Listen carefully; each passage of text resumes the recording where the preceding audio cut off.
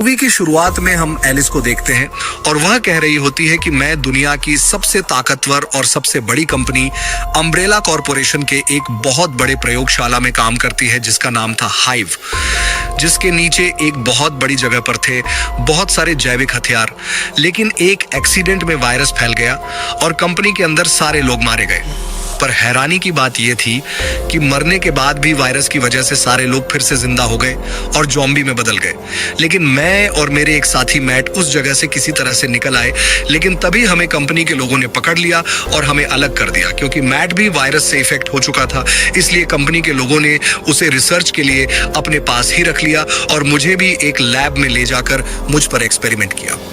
अब इसके बाद मूवी की सीन शिफ्ट होती है और हमें शहर के नीचे हाईवे का एंट्रेंस दिखाया जाता है जहां पर अम्ब्रेला कॉरपोरेशन के कुछ साइंटिस्ट पहुंचते हैं और जैसे ही वो लोग दरवाजा खोलकर आगे बढ़ते हैं तो बहुत सारे वायरस से अफेक्टेड ज़ॉम्बीज आकर उन पर हमला कर देते हैं। जिसके बाद हम देख पाते हैं कि अम्ब्रेला कॉरपोरेशन के कुछ वर्कर्स कंपनी के डॉक्टर एशफर्ड के पास पहुंचते हैं और उन्हें अपने साथ चलने के लिए कहते हैं, लेकिन वह अपनी बेटी के बिना जाने से मना कर देते हैं। पर इसके बावजूद भी वह लोग डॉक्टर को जबरदस्ती अपने साथ ले जाते हैं और उनकी बेटी को भी स्कूल से पकड़ लेते हैं। लेकिन जब उनकी बेटी स्कूल से आ रही होती है तभी गाड़ी का एक्सीडेंट हो जाता है, जिसके बाद हमें 13 घंटे बाद का सीन दिखाया जाता है जहां पूरे शहर में चारों तरफ तबाही मची हुई थी क्योंकि ज़ॉम्बीज लोगों पर अटैक करके उन्हें बहुत ही बेरहमी से मार रहे थे।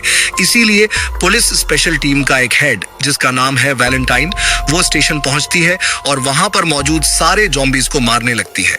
साथ ही वहां मौजूद एलजे को भी आजाद कर देती है। फिर हम अम्ब्रेला कॉरपोरेशन के लीडर टिम्टी को देखते हैं जो एलिस को एक प्रोजेक्ट की तरह यूज कर रहा होता है और उसे नींद से जगा देता है। फिर हम एलिस को देखते हैं जिसके पूरे शरीर में नीडल्स लगे होने की वजह से उसे काफी दर्द हो रहा होता है और दर्द की वजह से वह काफी जोर से चिल्ला रही होती है, जिसके बाद वह खुद को आजाद करके बाहर निकलती है तो वो देखती है कि पूरा शहर वायरस की वजह से बर्बाद हो चुका है। अब अगले सीन में हमें पता चलता है कि रेकन सिटी के चारों तरफ एक दीवार है और वहां से बाहर जाने का सिर्फ एक ही एग्जिट गेट है जहां पर अम्ब्रेला कॉरपोरेशन के लोग इन्फेक्शन से बचे हुए लोगों को शहर से बाहर निकालने का इंतजाम कर रहे थे।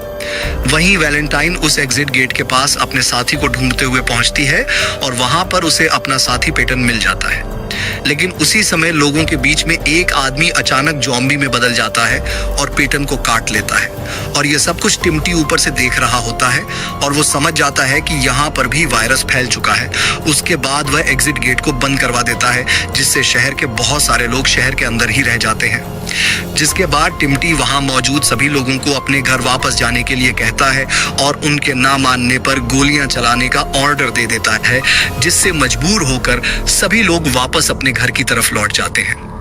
वहीं इसी तरफ हमें डॉक्टर एशवर्ड को दिखाया जाता है जिनके पास टिम्टी पहुंचता है और उन्हें वहां से निकलने के लिए कहता है, पर डॉक्टर अपनी बेटी के बिना वहां से जाने के लिए बिल्कुल भी तैयार नहीं होते, इसलिए वो कैंप में ही रुक जाते हैं। जिसके बाद वह अपनी बेटी की बॉडी पर लगाए हुए पर्सनल ट्रैकर की मदद से उसे ढूंढने की कोशिश करते हैं और उन्हें पता चलता है कि उनकी बेटी अभी भी स्कूल में ही मौजूद है। इसीलिए वह अपनी बेटी को ढूंढने के लिए शहर के सीसीटीवी कैमरा हैक करके कुछ जिंदा लोगों की तलाश करने लगते हैं। तभी उन्हें एलिस दिखाई देती है जो लैब से बचकर निकलने के बाद उसी हालत में अभी भी बाहर घूम रही थी। इसके बाद वह एक ऐसी जगह पहुंचती है जहां उसे हथियार और कपड़े दोनों ही चीज मिल जाती है। लेकिन इसी दौरान उसे अचानक याद आने लगता है कि उसके ऊपर एक्सपेरिमेंट के दौरान साइंटिस्ट ने उसकी बॉडी में टी वायरस इंजेक्ट कर दिया था, जिससे उसके शरीर में काफी बदलाव हो चुके हैं। वहीं डॉक्टर एशफर्ड कैमरे की मदद से वैलेंटाइन और उसके साथी पेटन और उनके साथ एक रिपोर्टर को देखते हैं जो छिपने के लिए बचकर एक चर्च में पहुंचते हैं। लेकिन अंदर जाने के बाद उन्हें एक आदमी मिलता है जो उन्हें गन पॉइंट करके कहता है कि यह चर्च मैंने पहले ढूंढा था, तुम लोग यहाँ क्यों आए हो? लेकिन वह कहते हैं कि हम सब यहाँ रह सकते हैं। तभी उनके पास इसी चर्च के फादर स्पीच देते हुए उनके पास आते हैं और इसी बीच अचानक उन्हें वहां पर किसी के होने का एहसास होता है, इसलिए वैलेंटाइन चेक करने के लिए दूसरे रूम में पहुंचती है। तभी वहां पर उसे एक बूढ़ी औरत दिखाई देती है जो चर्च के फादर की बहन थी। लेकिन चेक करने पर वैलेंटाइन देखती है कि वह बूढ़ी औरत कुर्सी से बंधी हुई है और वह एक ज़ॉम्बी में बदल चुकी है। पर इसके बावजूद भी फादर मरे हुए लोगों को अपनी जॉम्बी सिस्टर को खिला रहा है। पर इससे पहले कि वैलेंटाइन उस जॉम्बी को शूट करती, तभी वकी जॉम्बी फादर पर हमला करके उन्हें मार डालती है। वही इधर पेटन और बाकी दोनों को चर्च में किसी क्रिएचर के होने का एहसास होता है, जिससे वो उस क्रिएचर को चारों तरफ ढूंढने लगते हैं। तभी अचानक वो क्रिएचर उनके एक आदमी पर अटैक करके उसे मार देता है और वैलेंटाइन ये सब देखकर बहुत ज्यादा घबरा जाती है। तभी पेटन उसे अपनी तरफ खींचकर बताता है कि यहाँ पर ऐसे ही और 3 क्रिएचर मौजूद हैं और अब हम यहाँ पर बहुत ही बुरी तरह से फंस चुके हैं। हालांकि वह सब मिलकर उसे मारने की कोशिश करते हैं, लेकिन उनकी गोलियां खत्म हो जाती हैं और वह